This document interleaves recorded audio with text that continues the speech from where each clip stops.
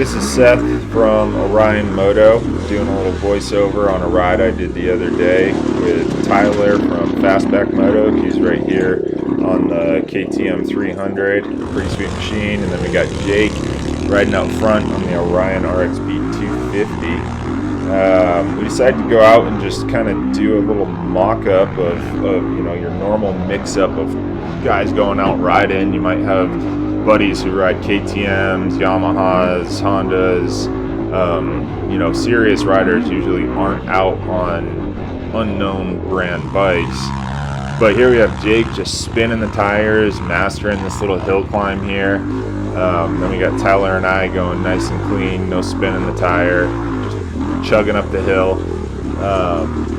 Anyways, these bikes are a ton of fun. We were able to go out, keep up with Tyler all day, no problem. And for a MSRP of $32.99, like, Tyler's up there on a $14,000 bike, and we're having just as much fun of him, obviously. And I'm not trying to say that I'm going to go out and beat Tyler off the line or be able to pull the longest hill climbs that he can pull, or hit 80 miles an hour on a straightaway.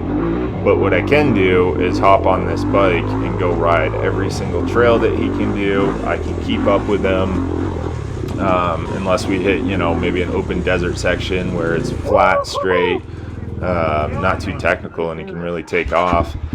But this 250 is kind of a secret weapon. We've had a lot of fun just cruising trails on these bikes. I've taken them in some pretty impressive terrain. I've actually, had a goal of just blowing this motor up as fast as possible. I was just curious what it was going to take to do that. So when I first got this bike, it had like 3 miles on it, hadn't been broken in. And I told Mark, one of the owners of the company, I was like, hey, I'm going to go blow this motor up. And he looked at me for a second. He was like, okay, do it. Find out what you can do on this bike. I don't really care. I was like, all right. And so I'm a little over 200 miles on that bike right now, and I've absolutely abused it right out of the gate. I've done one oil change, but other than that, everything I ride is full throttle, as hard as I can go, and the bike is just holding up great. It's a ton of fun. The suspension is surprising, soaks up everything I need. I do need to put a bigger spring in the rear shock. I'm like 230 with all my gear on. But for the most part, there's really nothing I need to do with it. I did break the hand guards on one of my first rides. That's to be expected. It doesn't matter what manufacturer you get. It's coming with hand guards that are going to break when you dump it on rocks. But here we have Jake. He's gooning it up. He's having a blast. He's really trying to push Tyler right now.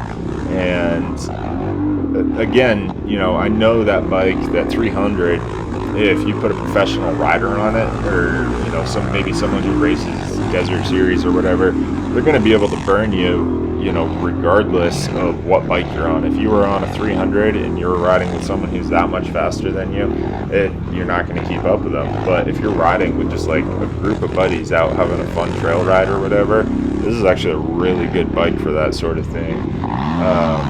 Here we go, Jake, just getting squirrely again. Dude's having a blast. This was a disappointing point of the ride, though. Nothing worse than hitting the gate on your favorite trail. Here we are, just kind of cruising along, hitting some little hits.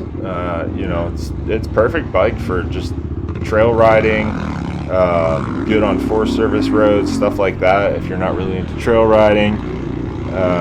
We do have a version of this that comes with a light package, which is cool. I'm on I guess Jake is probably on the 250L because he has lights on his. I don't have those on mine.